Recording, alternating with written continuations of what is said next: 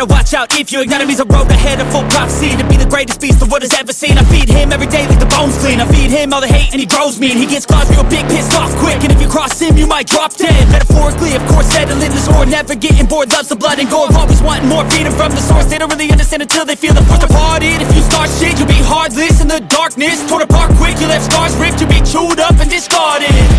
And this world ain't right, won't accept it. Negative energy, I expect it. Once it's in your mind, it's infectious. So fight for your life and reject it. You better give me space, I'm protective. My adrenaline spikes when I'm threatened. And if you stay in my way, I'm aggressive. Cause when there's no